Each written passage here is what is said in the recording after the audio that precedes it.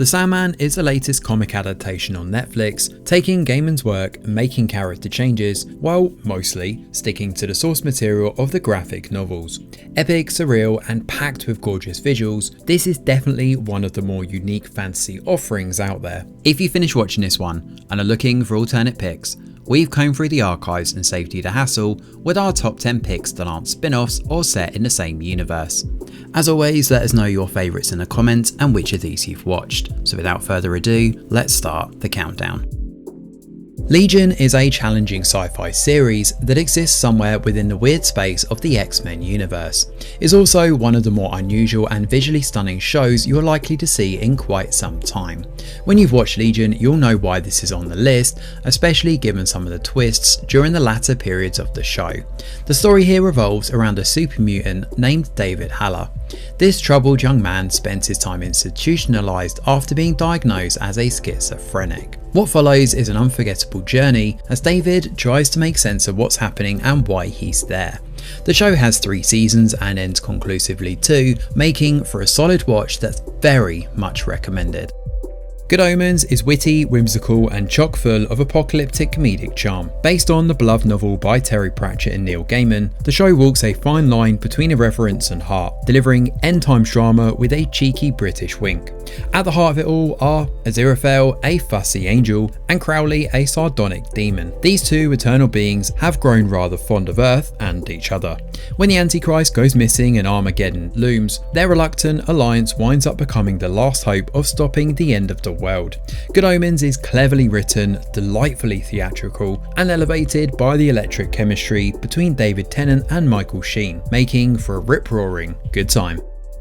Tomorrow is a supernatural K-drama with a surprisingly grounded and emotional core.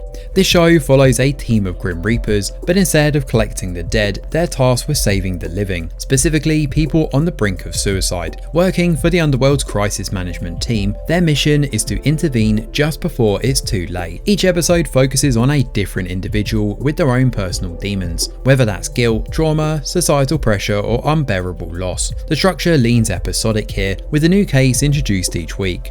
There is a larger arc that ties everything together though, exploring past lives and hidden pain of the main cast. While it is a bit rough around the edges at times, it's also a heartfelt, conceptually strong and often quietly powerful drama, especially when it leans into its core message. Life, even when messy and painful, is still worth fighting for, and that makes this one well worth checking out.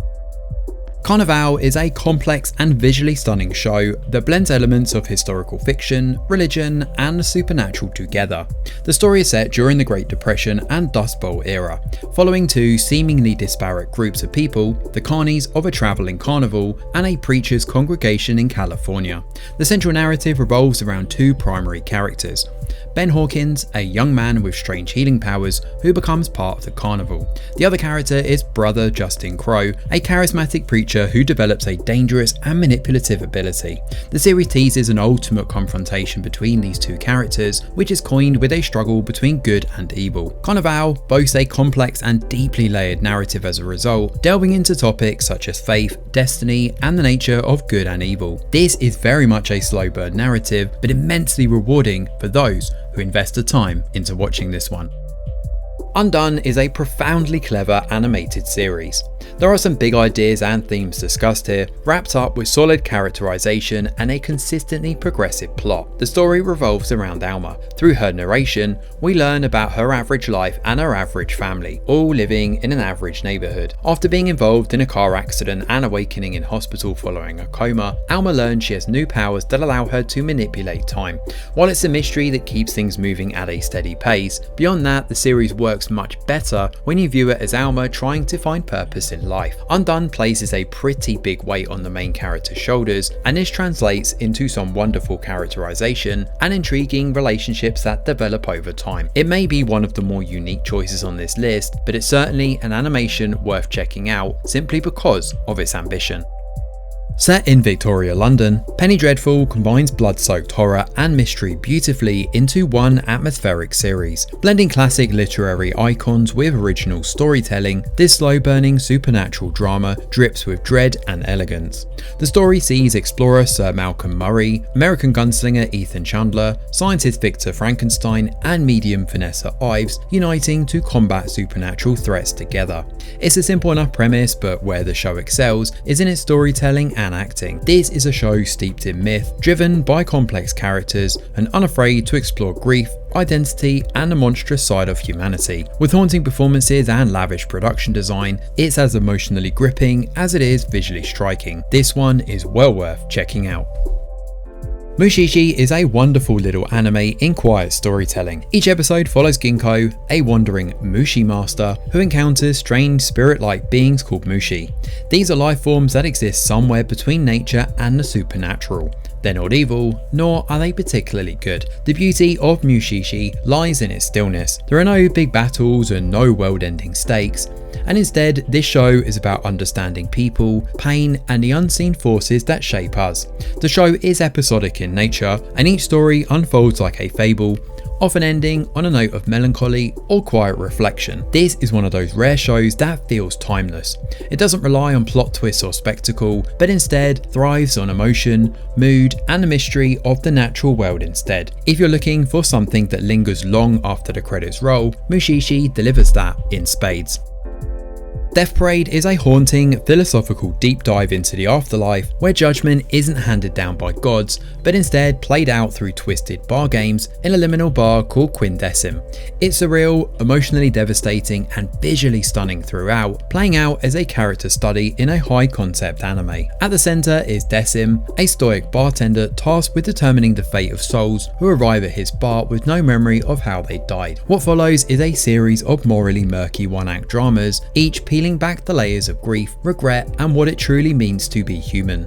Death Parade balances the fantastical with the introspective here, shifting genres between psychological horror, quiet melancholy, and cosmic wonder. Unsettling, beautiful, and deeply thought-provoking, this anime is well worth checking out.